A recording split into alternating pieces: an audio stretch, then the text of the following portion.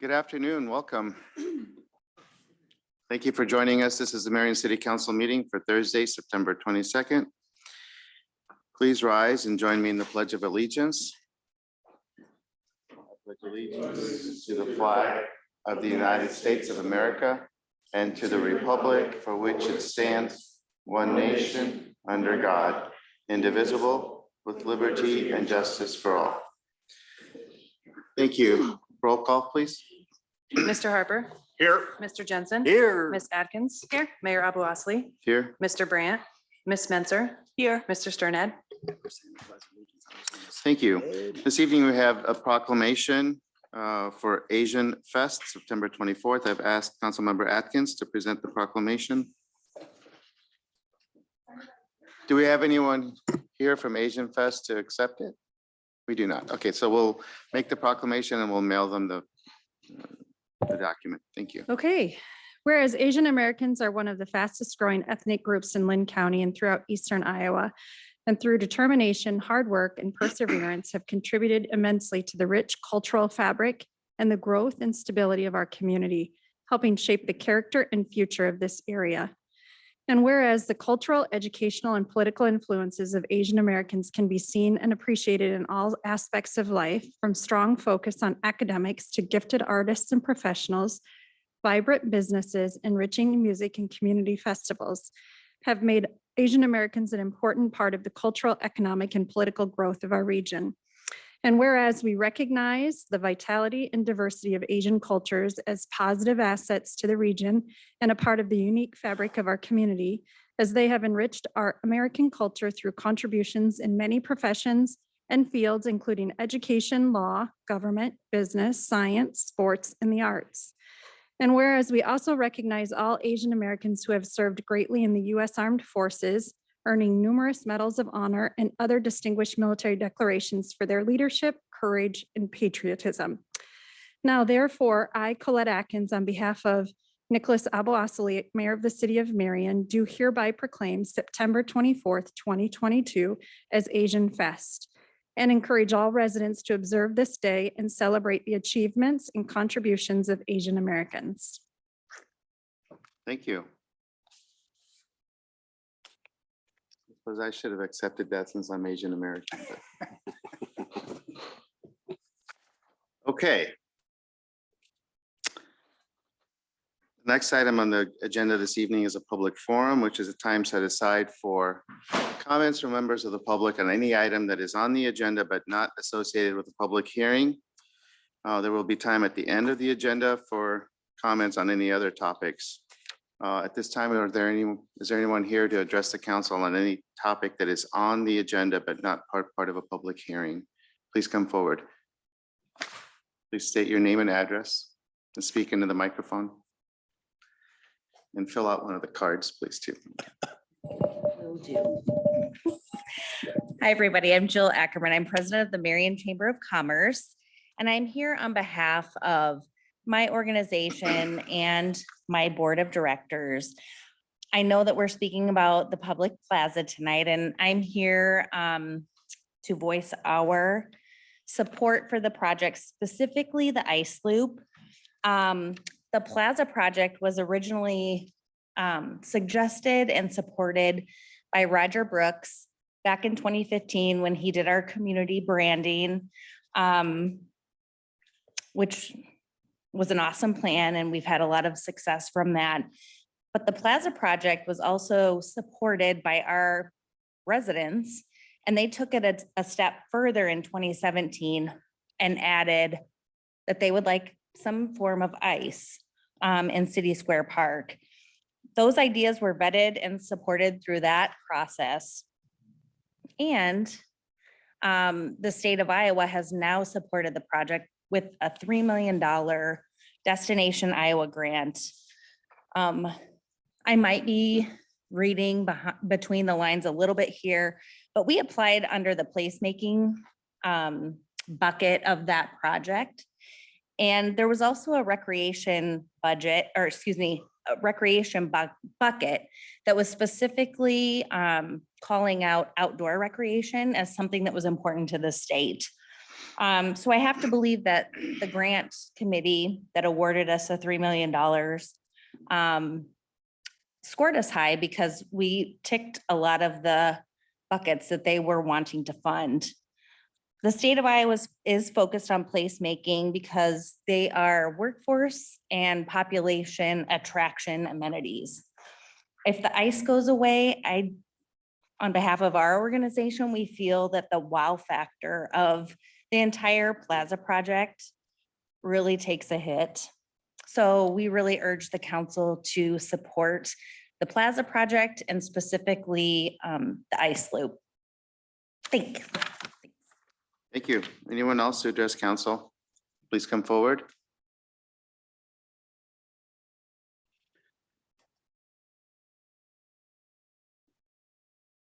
Hi, I'm Jeannie Matthews, 1325 8th Avenue. I'm on the Chamber Board of Directors, a business owner and everyday girl in Uptown Marion. So in regard to the skating loop, I feel like it shouldn't even be a discussion. This project has ran down the road. It's been vetted. It's been architected, part of visioning. It's been presented to the state in a grant. As Jill said, $3 million were awarded, and that's because they're looking for outdoor spaces for people to be healthy and be outside. We just came off of a pandemic, and that's why people want to go outside and not be in their homes. We need to raise generations of children that go outside like we did, put our hat and coats and boots on and go outside and play. We as a community have the growth dynamic and the household income to put this loop forward. We have a fabulous community and we all should be elevated to think about this. There's an entire Winter Olympics around being outside in the snow and outdoor fresh air. An ice skating loop would challenge your mind, your body, your soul. It gets children and adults alike to go out and get new skills, confidence, wellness, health. I just feel like this is a win for everybody and we should all consider it. Be outside. Thank you.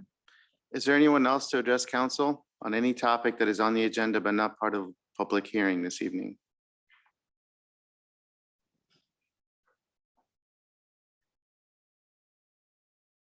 Okay, seeing that no one's coming forward, we will move on to the consent agenda. Thank you, Your Honor. I move to approve the consent agenda as follows. Items A1 through G2. However, we are removing item F6, and this would be resolutions 30850 through 30870. However, 30868 is being removed with F6. Second. Okay, it's been moved and seconded to approve the consent agenda as presented, including items A1 through G2, resolutions 30850 through 30870, with the exception of item F6, resolution 30868. Discussion?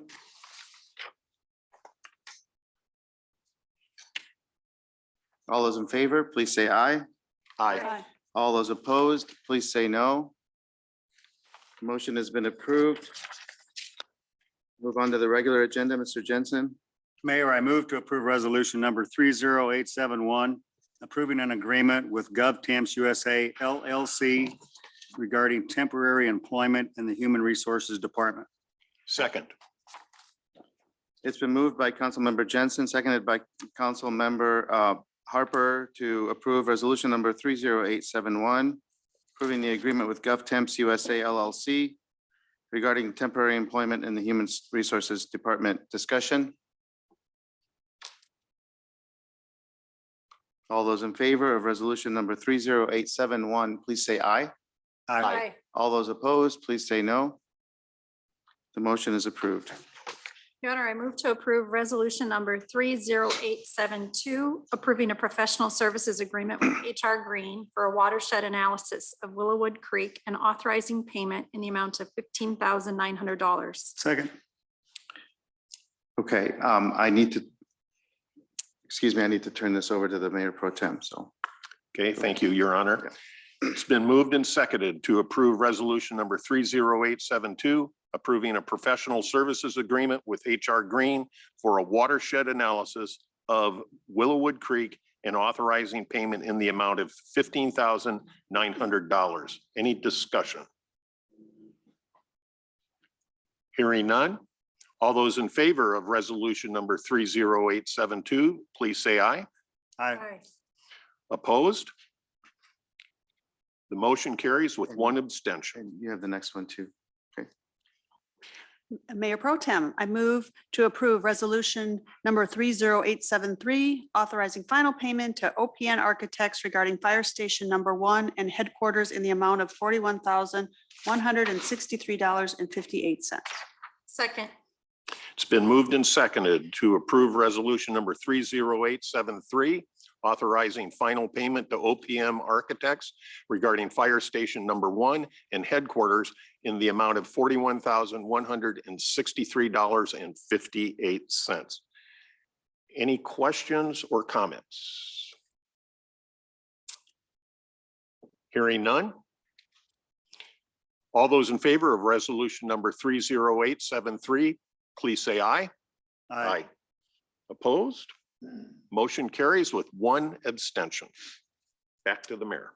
All right, next is a public hearing regarding request to amend the future land use map for the Marion Comprehensive Plan from single-family attached and public, semi-public to single-family detached residential, and a request to rezone property from agricultural holding and PDR plan development residential to SR3 suburban medium density single family residential for property located north of 35th Avenue and east of 44th Street. The public hearing is now open. May we have a presentation? Yes, Your Honor. As indicated, the following public hearing is related to both a comprehensive plan amendment and a rezoning request. The comprehensive plan amendment was reviewed by the Planning Commission at their May meeting with an approval of a 5-0 vote. That then moved forward to the City Council at the, I believe it was the August meeting, in which the council reviewed the comp plan amendment and the project being proposed and asked that the Planning Commission take a peek back at that item. So it was remanded back to the Planning Commission for review. At that time, the developer chose to not proceed with the proposed plan development district and instead revised the request to go to a straight zoning district classification, which is the SR3 single family residential district. In doing so, they also increased the lot size from the sub 50 lot size range in width to a 60-foot minimum lot size. So as they proceeded to do that, they went through the Planning Commission in August. That Planning Commission reviewed their proposal, both rezoning and the rezoning because the comp plan still stood, and recommended approval of that moving forward. So as indicated tonight, we would be reviewing both the comp plan and the rezoning, and there's two items on the agenda relative to that. Next slide. This is the comprehensive plan amendment. The area that's being proposed for the amendment is in the red dashed area in the middle of the screen. Next item. The rezoning request as well is going from the PDR and the ag to the SR3 zoning classification. It's on the northwest corner of 44th and 35th Ave. Next slide, please. There were some conditions added to the proposed rezoning. There are similar conditions that were applied within the PDR originally. So there's some limitations on the use of or the addition of accessory structures to the rear of the property. And there's a number of requirements for trees to be placed in the front yard within the street right away, and then also along 44th. There are some provisions regarding the fences that would be placed along 44th in the future as well. The developer is aware of the conditions, and to date, we have not heard any negative responses to those. So I think that's an important note for the council. And then finally, I think there's just one item, well, this is the copy of the preliminary plat, 65 lots. There were 15 lots. There were an additional 15 lots as a part of the original request.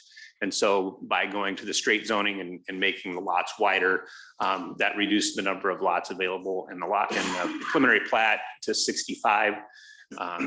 So you can see what we have here on the screen is the draft preliminary plat. It's being brought through the process, but not on the agenda for approval at this time. Next slide, please.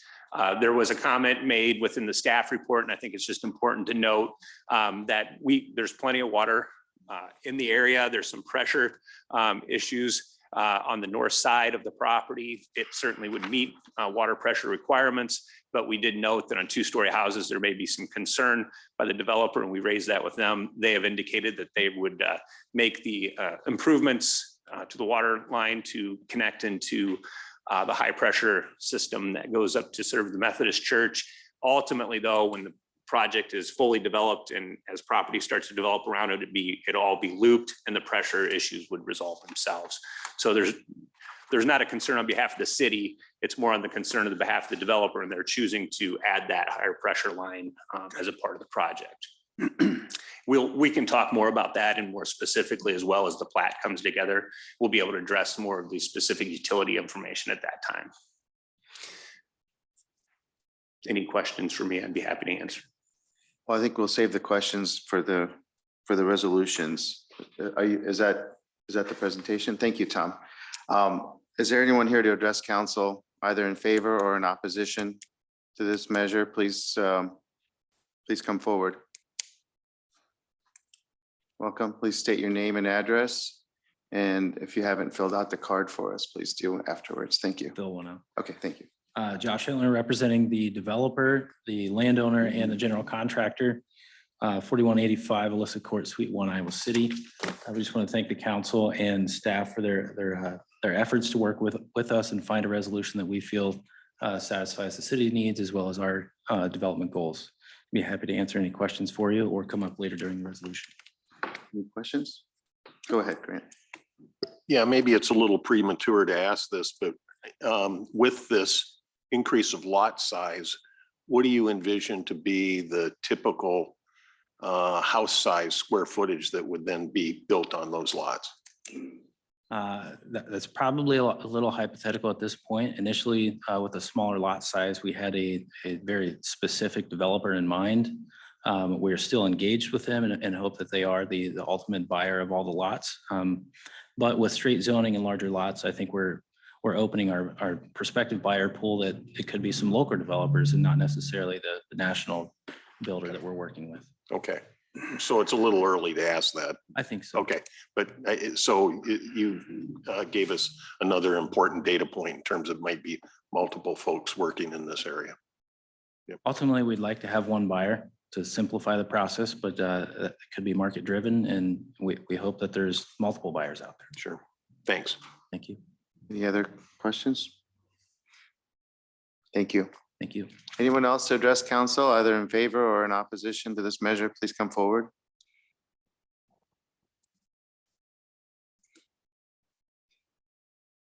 Okay, and have we received comments outside this meeting, Rachel? I have not received any. And Tom, I think you mentioned you hadn't received any. Okay, please note that for the record. We'll close the public hearing and move on to the resolutions. Thank you, Your Honor. I move to approve resolution number 30874, approving an amendment to the future land use map of the Marion Comprehensive Plan from single family attached and public / semi-public to single family detached residential for property located north of 35th Avenue and east of 44th Street, extended north, Marion, Iowa. And this is requested by Sycamore Development LLC. Second.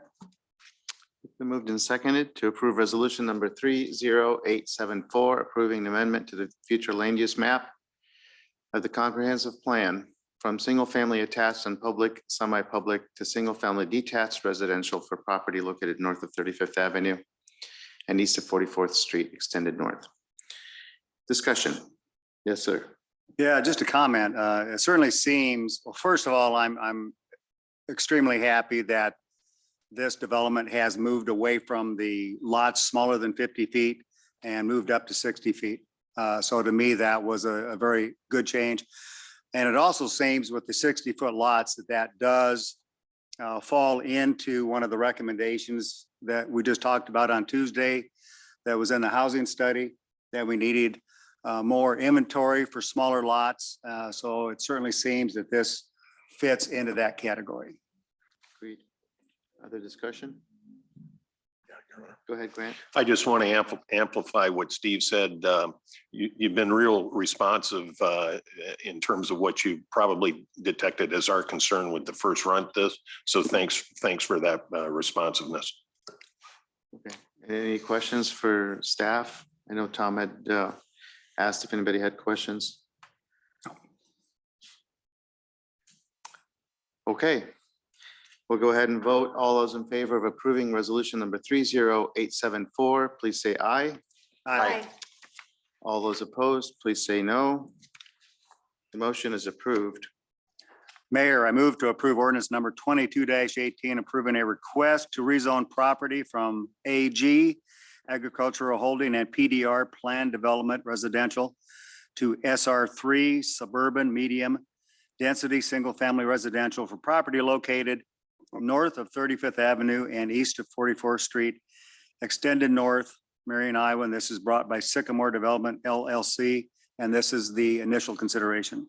Second. It's been moved and seconded to approve the initial consideration of ordinance number 22-18, approving the request to rezone property from agricultural holding and planned development residential to suburban medium density single family residential for the property north of 35th Avenue and east of 44th Street, extended north. Discussion.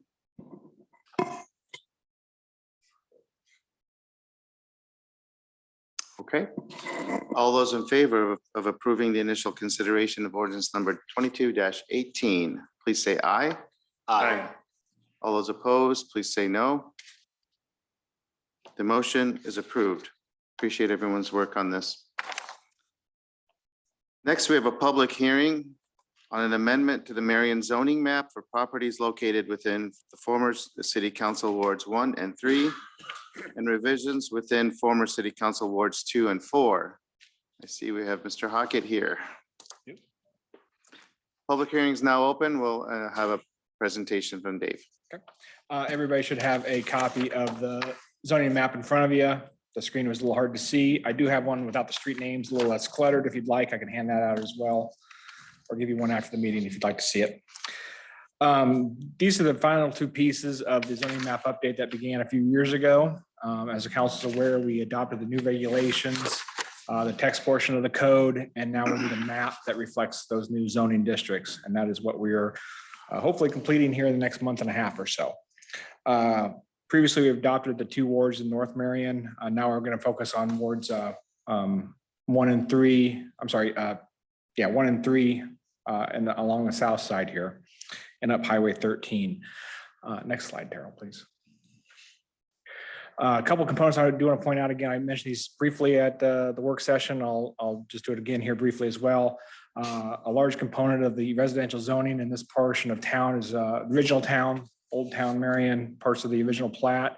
We've created the traditional zoning districts, which provides a lot of setback relief for our older homes that probably today do not meet the setbacks of current standards. So if we did have another derecho or a fire or something like that, a lot of these homes could not be rebuilt as a right because of the size of the lots or how close they are to the property line. The new traditional zoning provides a lot of relief for that and will probably make a majority of these homes legal again. They were probably made a legal non-conforming back in 1972. So these new zonings will actually kind of bring them back to regulations that may have existed prior to 1972 and allow them to add on or put a porch back on or develop something that's similar to what's across the street or on their own block instead of putting it way back. Next slide, Terrell. The other portions I wanted to mention were our commercial corridors. The 7th Avenue corridor does not change. That's all has that commercial, that corridor overlay district that we adopted a few years ago. That remains unchanged. Along the bypass, Highway 100 there, the Menards, all the way to Highway 13. We have large pieces of land owned by single ownership and unplatted. We've met numerous times with those folks, and we've created a zoning map that reflects what they were hoping for, as well as the city's goals and objectives. They're not in attendance tonight, so I hope that's a testament of how well we worked with them and created a map that allows them to develop, but also allows us to meet our objectives of the comprehensive plan. As we move east, up Highway 13, I point this area out as this is one of the few areas we got any correspondence on. We've kept all the industrial for zoning. We did make some minor changes, like where the Quick Star is, the truck stop Quick Star. That was all industrial, but we've seen some of that highway obviously going commercial rather than industrial. So we made the changes there. And then finally, we made one amendment that came out of Planning and Zoning Commission, and that is to some of the Genesis property east of the airport. They have a preliminary plat going on, or I'm sorry, a final plat that'll be arriving to the city council here in a few months. They had some commercial land up along Marion Airport Road that we had placed as manufacturing. They had asked that to go to commercial. That's that little red dot up there. So we did make that change. No objection to that. They also had some concerns with lot sizes and setbacks. That's not a map issue. That's a text issue. That's a zoning regulation issue. And we have a pending zoning code amendment at the council next week, or sorry, next council meeting that will hopefully address their concerns. I believe it does. And that is allowing reduced setbacks for smaller industrial lots. Basically, it returns it to what it is today. So we feel like we've addressed that as well. Next slide. And then finally, we're doing some fixes to the parts we've already updated with the previous cycle. Most of these are just detention basins that we are now folding that are city owned. We're just giving them a designation that reflects that. And then correcting a few errors. Again, 16,000 parcels. We thought we did pretty good. We made a few mistakes. We're correcting those now. Most of these are up around the Hunters Ridge Golf Course. We saw lots that looked like golf course, but they were actually buildable lots. So we're getting those fixed and hopefully get those last lots developed up there. Carol. Oh, nope. Go back to that very first slide, Carol, please. Planning and Zoning Commission did review this at their last meeting. They did recommend approval. I believe it was 7-0. And no objection to the map other than making that one change I had mentioned to the abode property. And then they also made that comment to work with developers to have projects kind of in the works prior to the zoning change. And with that code amendment I had mentioned, I think we're addressing that. So I think we've addressed the P&Z's recommendations. I'll be available for any questions. Is that it? Okay. Yep. Yeah, stick around in case someone has questions. So the public hearing is open. Is there anyone here to address council on this measure?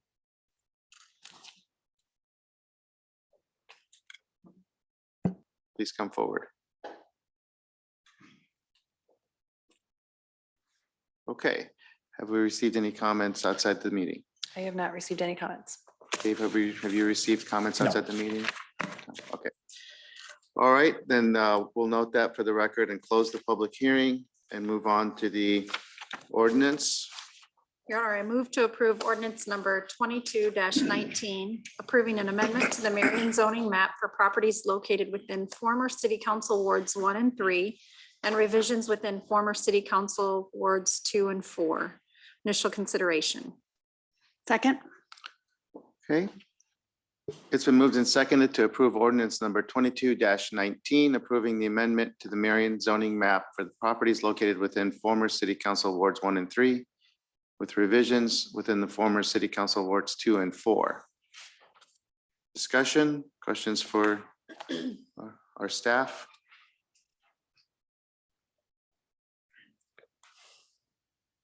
Okay, All those in favor of the first initial consideration of ordinance number 22-19, please say aye. Aye. All those opposed, please say no. Okay, the motion is approved. Your Honor, I make a motion concurring with the Central Plaza Steering Committee's recommendation of Central Plaza amenities and directing staff to proceed with construction documents.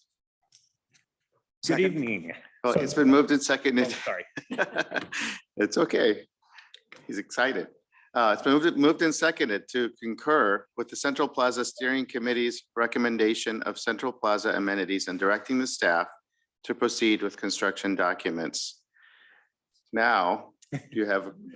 Thank you. Well, this is an exciting evening. The council charged steering committee and a technical committee to take a peek at the Uptown Master Plan and the conceptual plaza project that was referenced in it and bring that to a design development phase.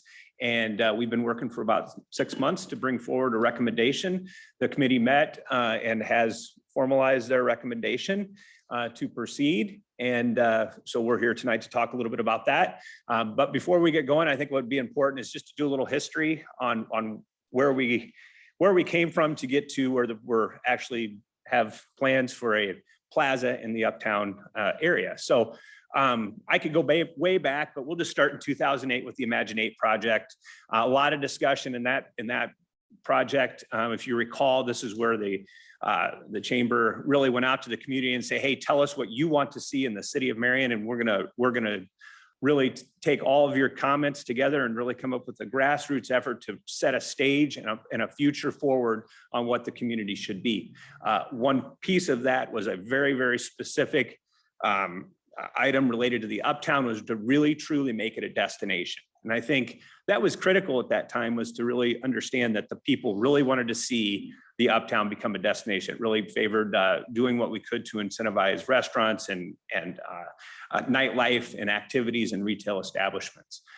From there, there was also a conversation about what to do with 7th Avenue and the streetscape. Back in the year 2000, there was a conversation about needing to redo the streetscape in Uptown Marion and how that would get accomplished. Ultimately, that was not funded and it was kind of put on the back burner. When we got through the Imagine 8 process, that was reinvigorated. There was a conversation, and ultimately what was determined was there was no way we were going to be able to do a streetscape and really do a big wow project in the Uptown, because we couldn't close down 7th Avenue. We had no way to reroute any of that traffic in Uptown Marion around the Uptown without shutting down 7th Avenue. And ultimately that would have led to a demise of our retail district and what we had in place there to fit the bill for what Imagine 8 was asking for. So that corridor plan really set the stage for the development of 6th Avenue. And if you look out and drive around, 6th Avenue is now accomplished. And it took a little while, but we got there. So it's pretty exciting to see plans that have been developed over time come together. And now we're actually finishing those projects. In about 2015, 2016, when the 6th Avenue was under construction and we were really starting to see some excitement in the Uptown, and the idea of really branding the community came to light. And that question is like, what would our brand be? Was a real big question for the community. We hired a consultant, Roger Brooks, if you'll recall, was that consultant. He came in and he actually developed a branding and development plan for the city. That's where we got the reach higher. That's where we got a lot of our just the way that our community looks, the way we operate as a city, and the advertising that we do for the community was all reached that branding exercise. But one critical component of that was the idea that we need to have a synergy around our Uptown. And what would that synergy be? And Roger Brooks was really good at this. He basically performed, I would say, a live charrette at the Giving Tree Theater. And he walked through a scenario upon which a plaza could be built in our Uptown and what that could mean to the city. And he referenced the Sioux Falls, South Dakota Plaza project as one that was very successful. That really glommed on to a lot of folks. And I think everybody got pretty excited about the idea of having a plaza in the Uptown. As Jill had spoken earlier about, there was also a critical piece to that, which included an ice component. From there, we got the heart of it all, which was like the Imagine 8 revisited because we'd accomplished most of the goals from Imagine so we went into Imagine Next.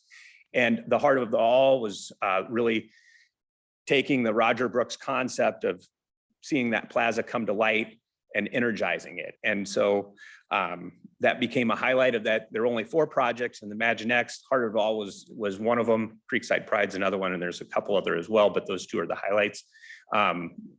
The community got around that, and the question was, okay, so if we want to do this, how are we going to accomplish the provisions or the requests of the Imagine Next project in the community?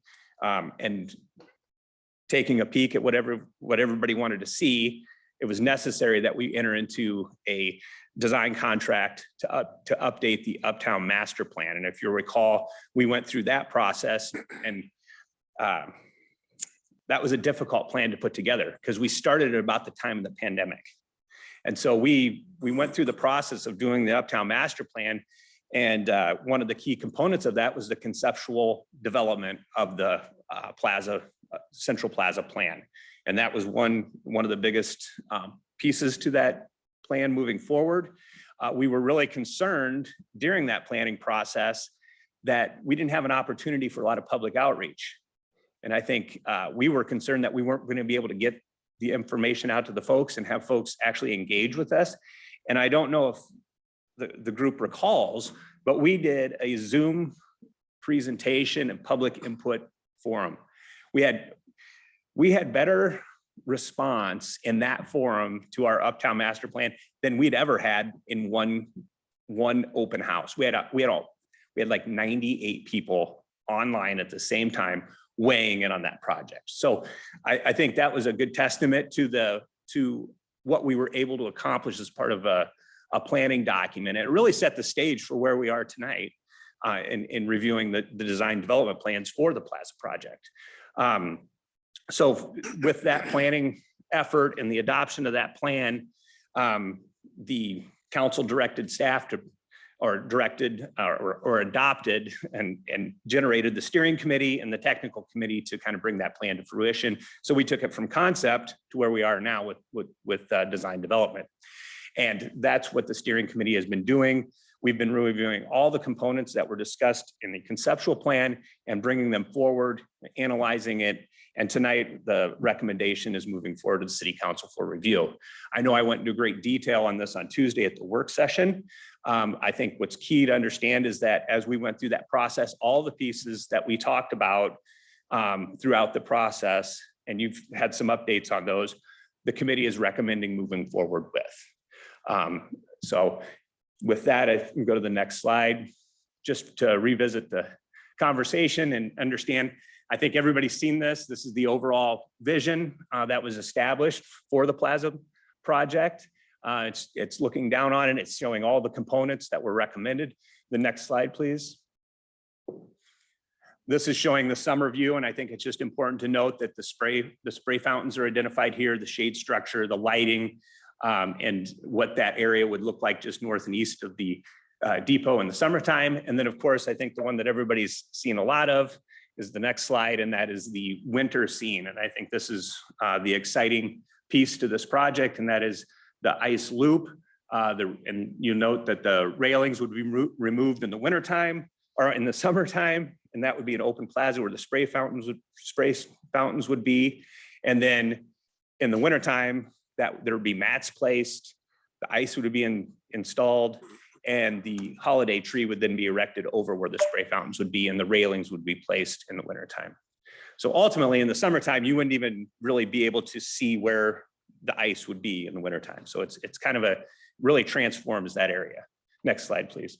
So other components of this, and I'm just going to kind of go quickly through these, and stop me if you like at any point, and I'd be happy to try and explain any questions you might have. But the first one was the stage component. If you recall, in the original plans, there was a permanent stage being proposed on the north side of the park, kind of facing south towards the depot, and it kind of put us back to 7th Avenue.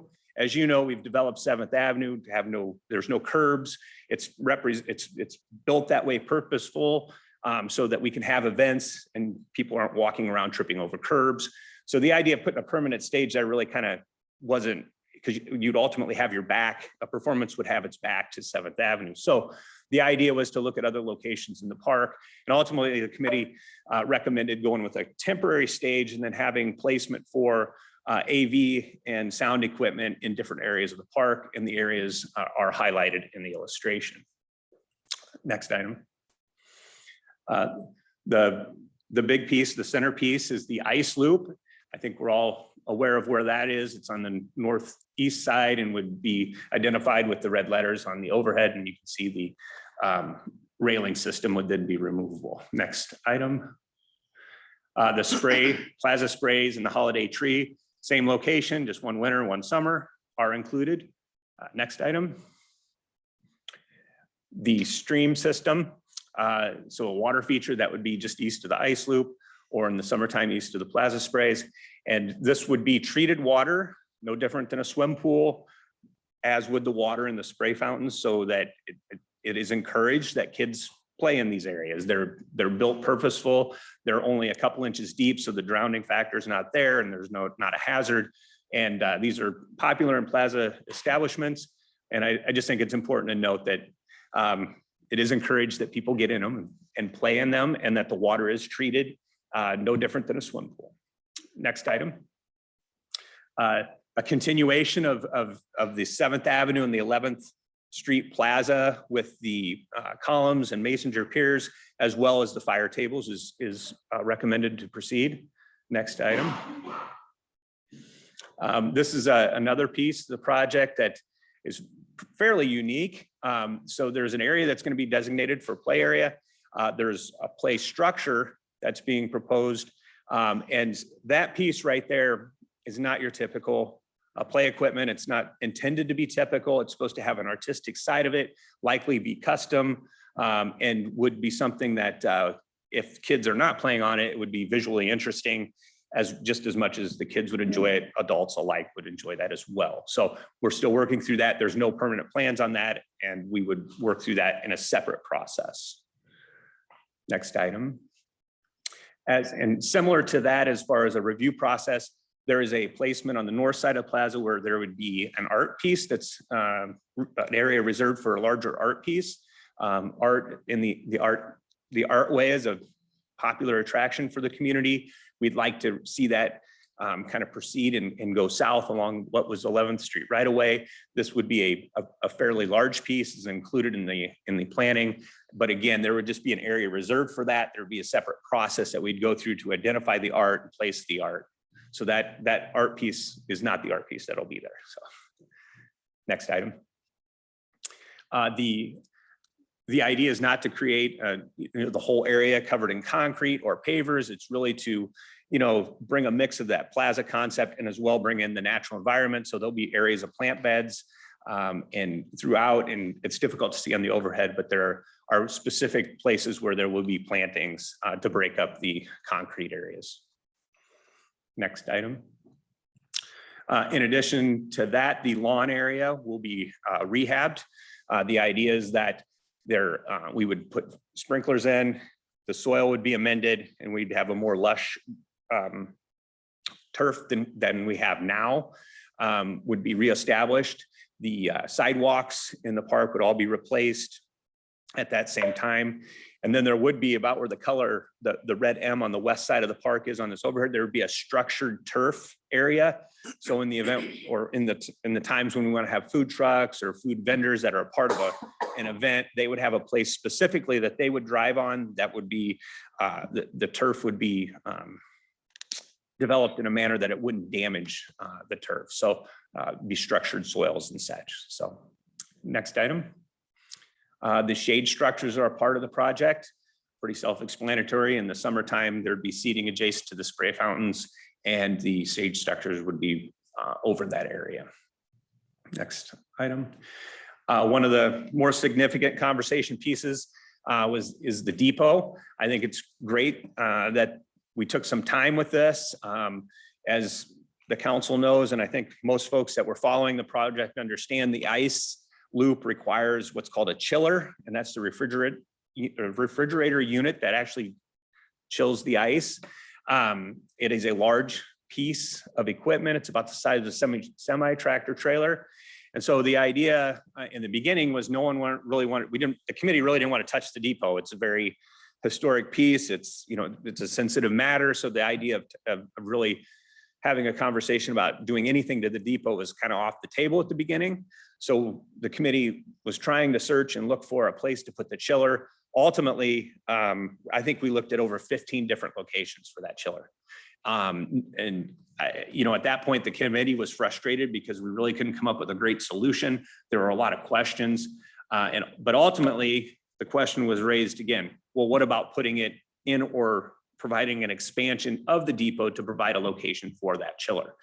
The committee was more open to that after they went through that process of seeing the other options.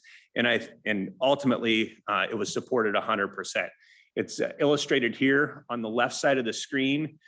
You can see where there's a larger area, kind of says Marion on it. And that's a louvered wall that would be necessary in that area to accommodate the chiller. But ultimately, we'd be expanding the depot to the west to accommodate the chiller unit. Next slide.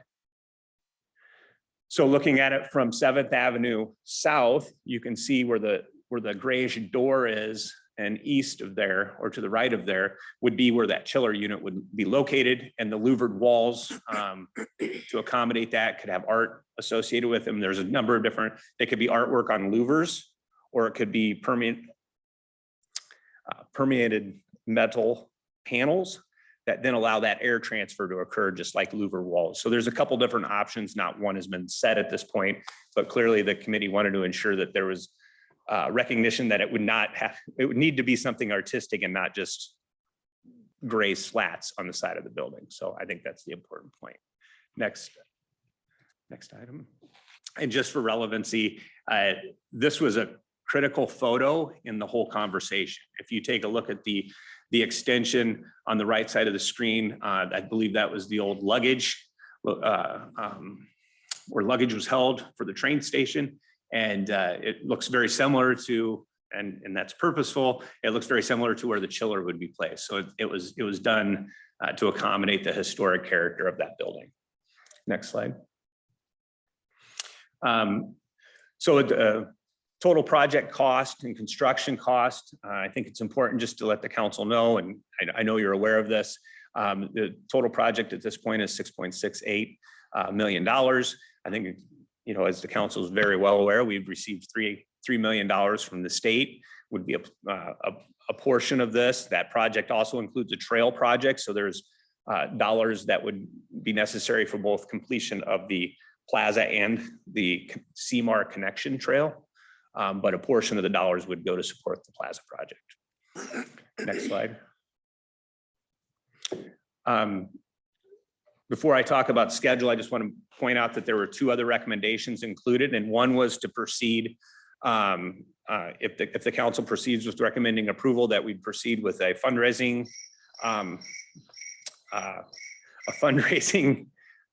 experience. So we would need to hire a consultant to start down the road of trying to figure out some fundraising, whether that's naming rights, working with our foundations to really come up with some local support and community input or community support for the project.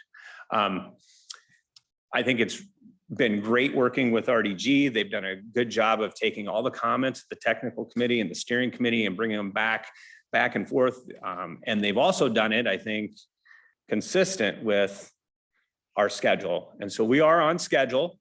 We're moving this project forward. Ideally, we would be to bidding and letting this project late this year or beginning of 23, and starting the construction next year sometime. So we're sitting pretty good, I think, but clearly we're going to, the committee recommendation is going to the council, and the council would need to proceed to make that happen and continue with this process. So if there's any, I think that's the last slide. Is that right, Terrell? So if there's any questions, I'd be happy to try and answer them. I know Tony from the Parks Department is here as well. And he has some of the, I think there were some questions on Tuesday relative to costs and operations that he may be able to answer if there's questions. Okay, thank you. So we'll take council discussion or questions for Tom or staff in general at this time. Go ahead, Grant, and then we'll go with Steve. So I've been thinking a lot about this over the last 48 hours.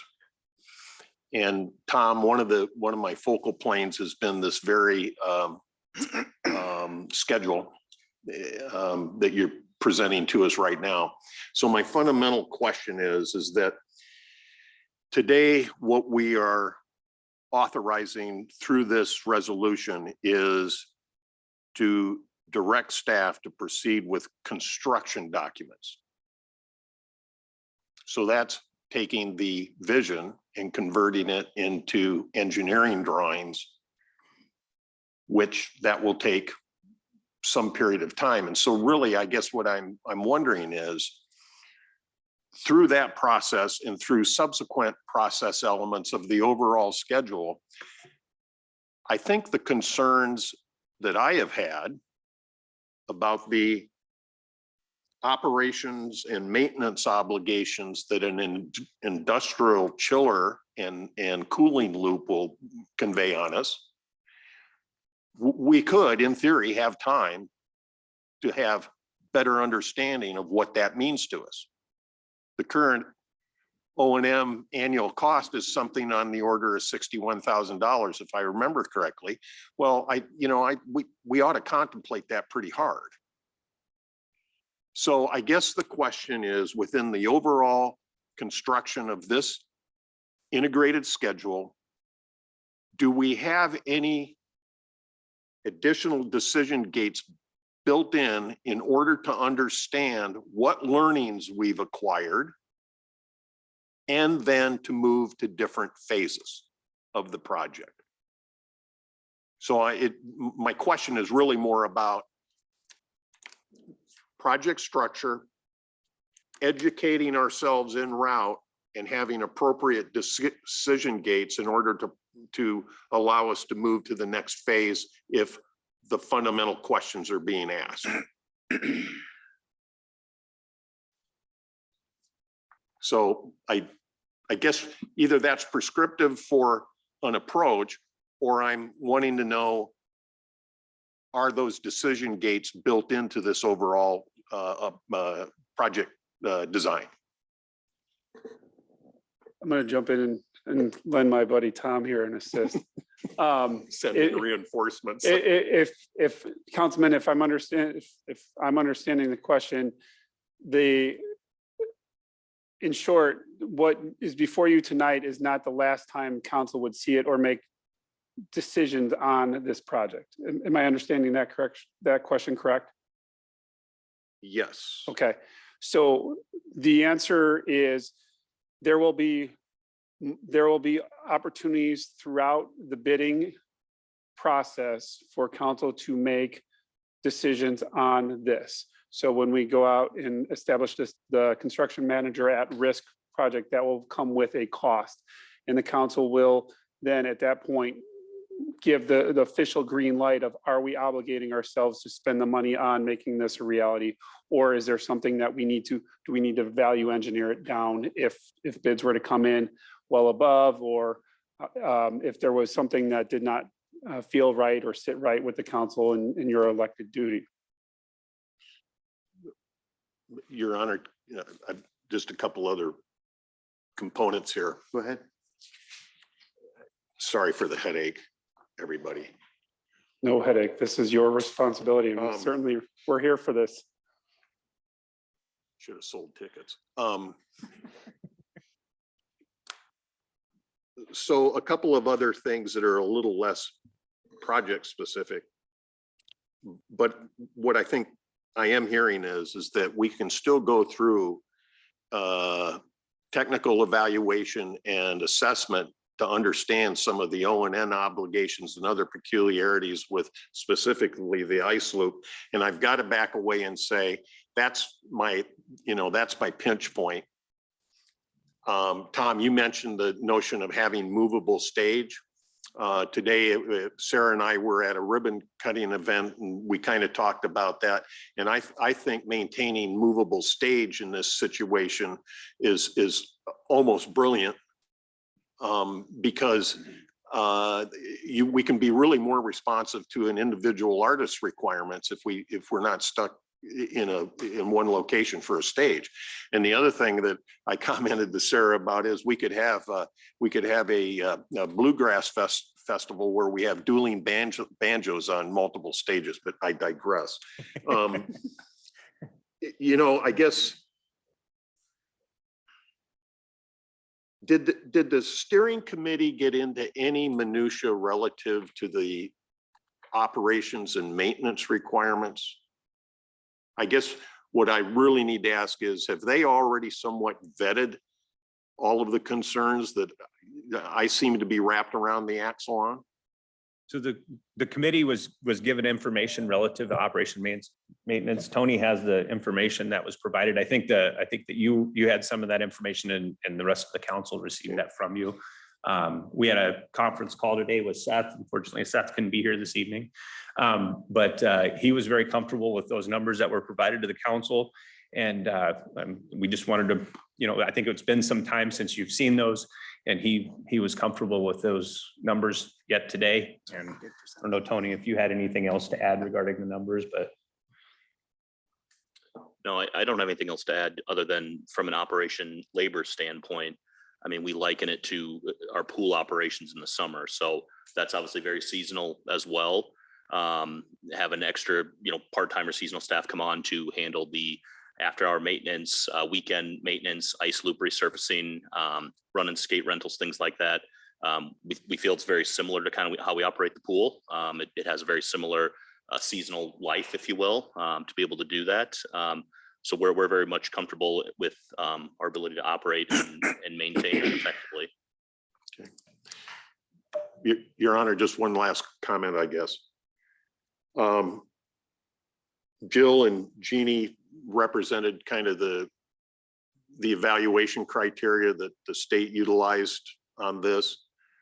And the thing that caught my ear was their objective for this program was to stimulate recreation opportunities, and specifically what was appealing, at least as I'm understanding it from the state's evaluation of this, is that this concept is going to drive wintertime recreational opportunity.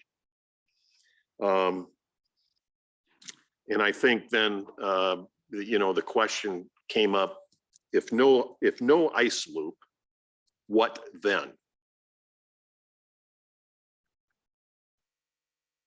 If we knew when we entered into this that this was going to be driven from a recreational perspective, and with an emphasis to the colder winter months, in that location, I guess I've satisfied myself. There's no real good other opportunity. So this has just evolved in my mind kind of in an interesting way, and I'm sorry to have been fixated about some of the technicalities, but at this point, all y'all are used to that. Okay, so I think I've got all of my questions answered. Thank you. Okay, Steve? I've got one question, then several comments. So a follow-up from a question I had on Tuesday. You kind of referred to it somewhat, where we have the $3 million grant from the state that was applied for as a combination plaza trail project. So have we determined how much of that 3 million would be available towards the plaza project? So the way that that's been explained to this, and the state has been very gracious in their communication to us on this, and it's been great working with them. And they've actually provided a very easy answer to us, and that is we requested a $9 million project. We will be reimbursed. They awarded us 3 million, so that's 33% of that. So upon invoice to complete the project, we have to complete all the components of the project, or the dollars would be reduced equal to that piece. But we get paid 33% of every invoice that we submit to the state. So that being said, over the period of time, we're going to get the 3 million. If the plaza project moved more quickly and we were paying invoices more quickly, we may pay all the 3 million on that.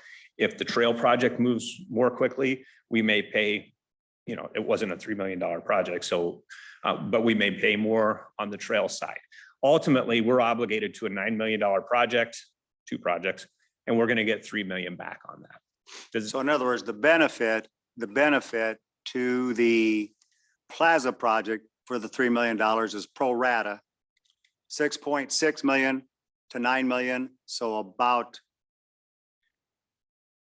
in other words, about 2.2 million 2.2, and I think would be it's seven- available or 750. applied towards the benefit of the Plaza project. Correct. If you were looking at it holistically and you just said, we're going to break it out, and if they Right. were going, yeah, but ultimately, just for clarity, if we're faster on one and quick, we're going to ask, the intent would be to ask for reimbursement as soon as possible. It's still pro rata based on $9 million Absolutely. expenditure. Okay.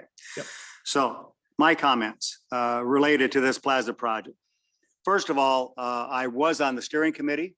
So for full disclosure, what that really allowed me to do was obviously be more intimately involved with the details of this project.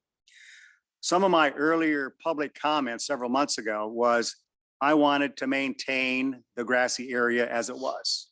Maybe that's why Nick asked me to be on the committee, because I was going to be an uphill battle. So I've been a resident since 1962. I like the way the park looked. I go to other small towns. I go, that looks pretty neat. But when I started on the committee, I said, all right, what are the objectives of this committee? And I felt there were 2 objectives. The first one was that we needed more reasons for people to come to our uptown throughout the year, other than just coming for concerts and some of the larger events like the Marion Arts Festival. So if those events are not going on, if you drive by the Uptown Park area, there's not a lot of activity. And the survey basically reflected that as well. I thought objective number 2 in my mind was we needed to make the park more usable on a year-round basis. And Grant kind of referred to that we needed some winter activity. And so the way I think in which that is being accomplished is by enclosing the depot and adding the ice loop. It was also an uphill battle for me to accept the ice loop. And one of the major factors of that was the chiller. Because we were talking about where some of these locations were. One of the locations was in the southwest corner of the park. And I said, absolutely not. You cannot give up any more of that grassy area. And some of the other locations obviously had problems. So what got me over that hump was the recommendation or the idea to add it onto the depot. To me, that worked out very well. It's really not taking up any of the, what I would call the major grass areas that I think are important for events. It's taken out a little bit more of a space west of the depot. To me, that was certainly okay. So as I started looking at all of this, I reached the decision point that while the ice loop is not anything I'm going to be able to use, I have 9 grandkids in the area that will absolutely love it. And I think a lot of other people will use it as well.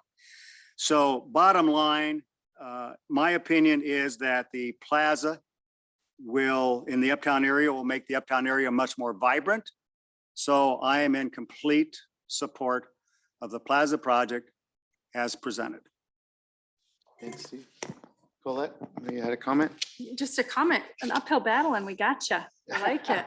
And I think he said he wasn't going to be ice skating. I think challenge accepted. So let's just put that on the record. But I am in support of the project personally, but most importantly, as I think about my role here, I think we have done a really good job in being systematic and making sure that we have invited a lot of voices to the table. So that's one of the things I think we need to celebrate is that we've taken our time, we've been reflective, we've had good questions, and we've had a lot of our residents and our business owners really step up and say, this is what we want. And so I think based on that, right, so sort of directly, it will give friends like my Steve here an opportunity to bring his grandkids to skate, right? But it also gives us an opportunity indirectly to bring residents into the community to visit all of our small businesses in the uptown. And boy, that's pretty exciting for those folks. And what I love about the ice rink and all the other amenities is there's a lot of accessibility for lots of different ages and lots of different abilities. And that's the community that I want to be in. So I just want to commend folks for being sort of planful and making sure that we checked along the way to get all these voices involved. Once again, people know my priority here is to make sure we've got a lot of voices involved, and you all have done a good job. So I'm excited. I will buy my own skates. Be ready. Sarah? Right, and adding on, and I had a lot to say on Tuesday, so I'll keep this quick, but again, thank you. We do these plans, it took a long time. I mean, this is a process, and the risk is sometimes you start plans and then because they take a long time, they fall off, things don't happen, people forget. And so I applaud all of those who have stayed on this from the beginning and followed through with the community input and the original direction that's been given, and even through the pandemic or other challenges, roads, et cetera, that we've had to complete in order to make this happen, that we've stayed with the plan. It didn't get shelved and kind of forgot about it. We actually carried it through. So it's not been easy. It's exciting to see.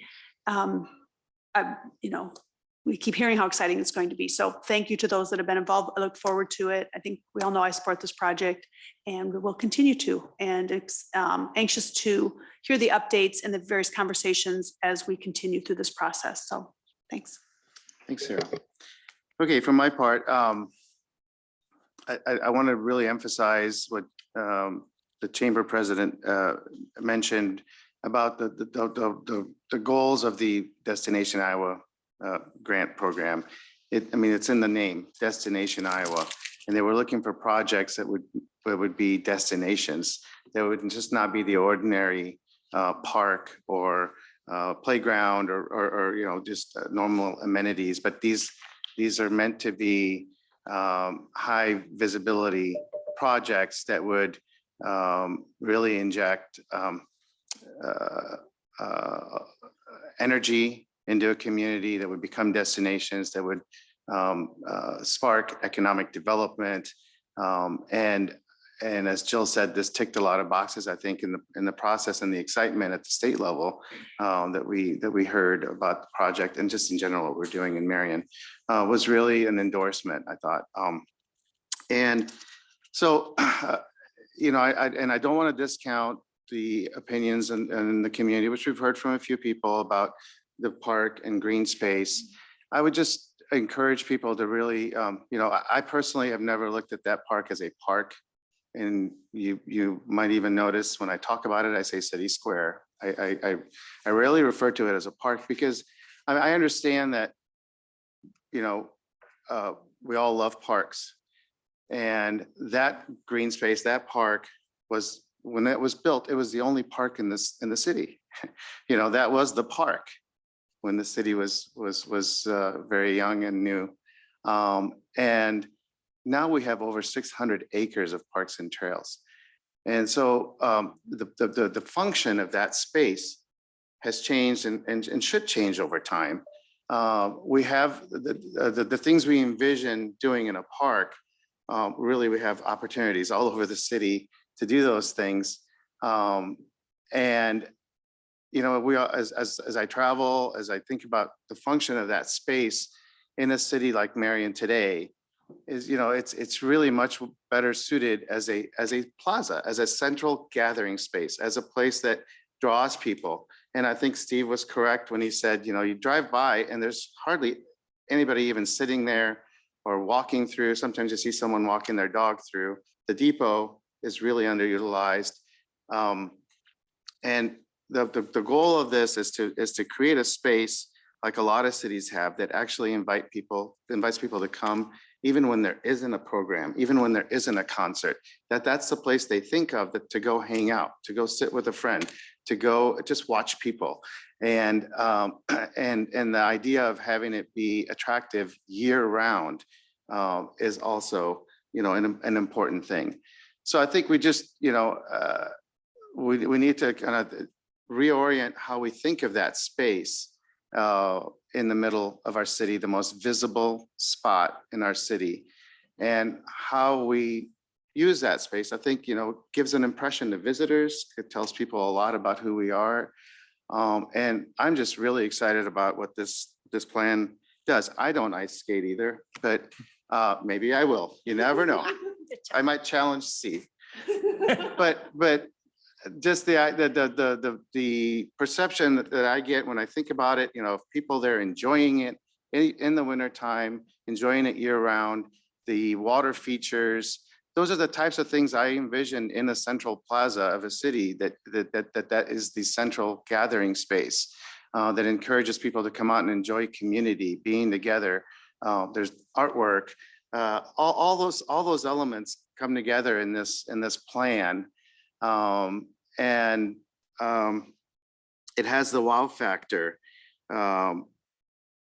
So, and the idea of making the depot more usable, again, year round, I think is an attractive thing.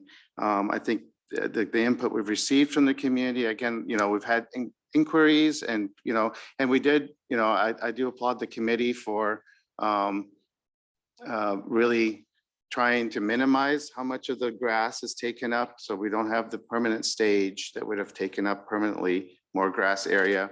We don't have the chiller equipment sitting in the middle of the park as the initial design was.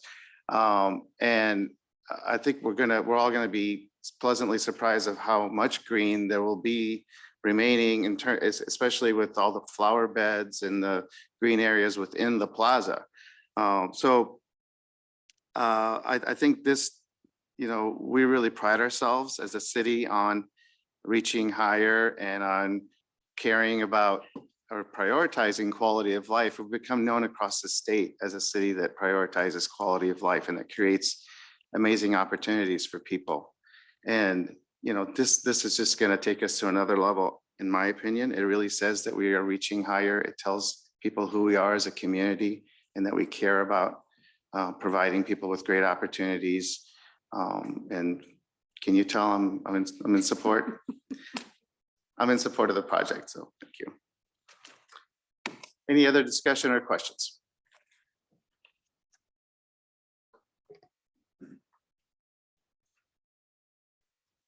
Okay, we'll vote. All those in favor of the motion to concur with the Central Plaza Steering Committee's recommendation of the Central Plaza amenities and directing the staff to proceed with construction documents, please say aye. Aye. All those opposed, please say no. The motion is approved. Thank you to everyone who's worked on this project for so long and really took the time to be thoughtful about it and to accommodate all of the concerns and to make it something that we can all be proud of. Thank you. Okay. Now we're on to the department discussions. I know we have a presentation from our library director about the library. So welcome, Bill.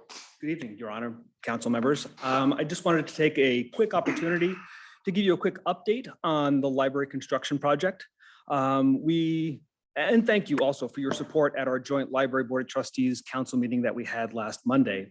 At that meeting, we identified 4 obstacles to acquiring occupancy for opening to the public. And I wanted to report to you this evening that 3 of those 4 have been rectified.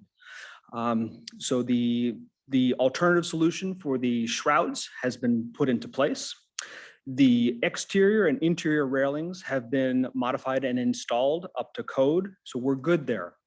The 4th and final thing that we are waiting on is the installation of the hardware and software for our access and security system. And we have vendors in place to be in the building this coming Monday, September 26th. We are expected to have those vendors in the building installing the hardware for a week or so, and then several days of tweaking the software that controls that system, followed by a couple of weeks of staff training. All this to tell you that we had a special library board of trustees meeting. I also updated the board of trustees earlier prior to this meeting. And the library board moved to have a soft opening of our library building on or before November 15th. So I wanted to report that to you all. As soon as we have the access and security system up and running and staff trained on it, and the materials moved from our uptown location to the library building, we will be opening to the public. So I wanted to present that to you and give you that That's update. positive news, and I appreciate that. I used to say that the Y was such a highly anticipated project.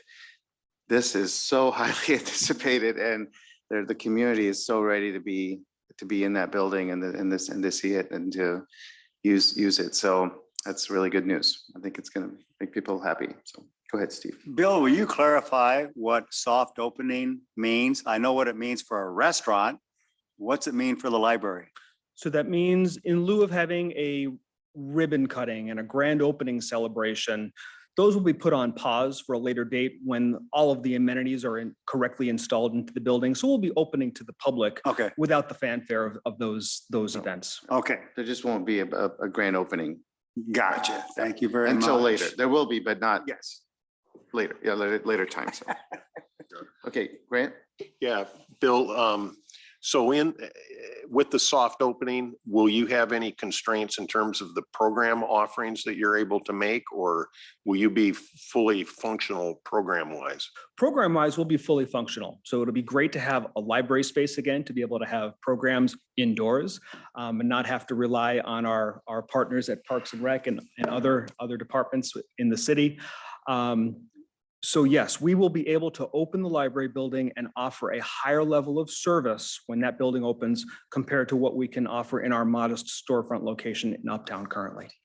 Okay, all right, thanks. You're welcome. Okay. Well, thank you, Bill. And I do want to say to the community, thank you for your patience through this process. We've waited for this facility for a long, long time, much more than the delays currently. I mean, for years, we've anticipated this facility and I've wanted it. So it's great to be at this point. And thank you to everyone for your patience and your hard work. So Thank you. thanks, Bill. Okay, at this time, we have a public forum, which is a time for comments from the public on any item, whether or not it's on the agenda or items that are not on the agenda. Anyone here to address council?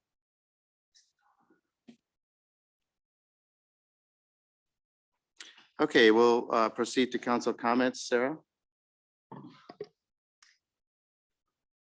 I'll let others talk in more detail on the congratulations on Oktoberfest for those that were here. Another great piece, but again, just a side note, I received a note from another group that had visited our community and interacted with our mayor and some other folks around here. As an old colleague of mine happened to be a part of this, and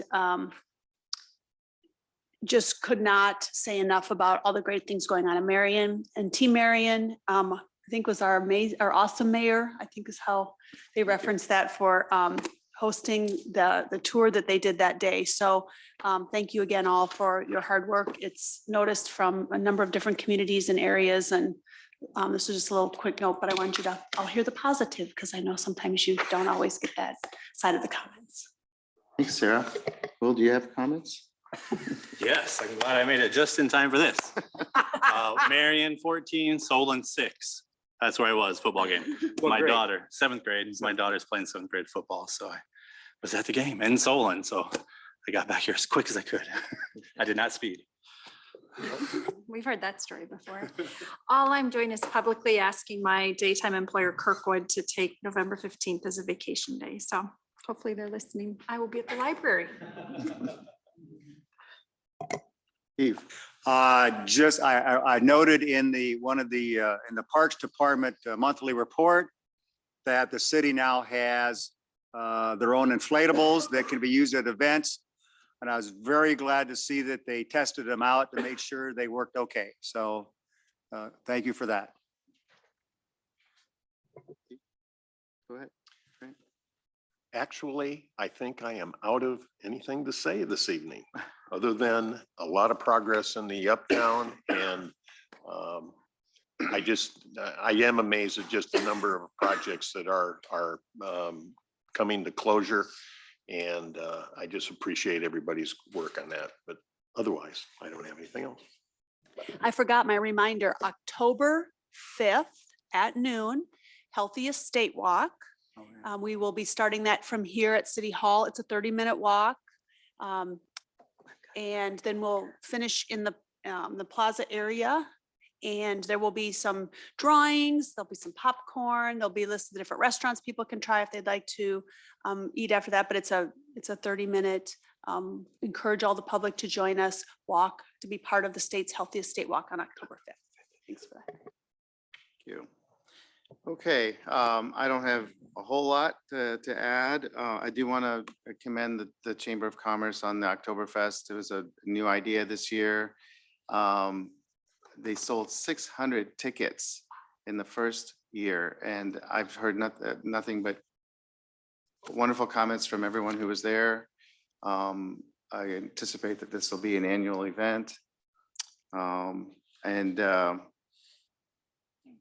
want to thank the staff and commend them for all the work that they put into putting together the presentations that they make at this meeting, at these meetings. I know it takes a lot of time from your very busy schedules to put together presentations in a manner that we can consume the information that you all work with every day, and that may not be as easy for us to understand, and you anticipate our questions as best as you can, and you put together these presentations. And I know it takes a lot of time, and I appreciate the time and effort that it takes, and it's noticed. And just want to encourage everyone to continue to work together with our community partners. We are shaping a community that really is a standout community that we can all be proud of. And you know, with the back to the Destination Iowa grant, one of the things Jill mentioned was why placemaking is so important. And we've become known as a place that focuses on placemaking because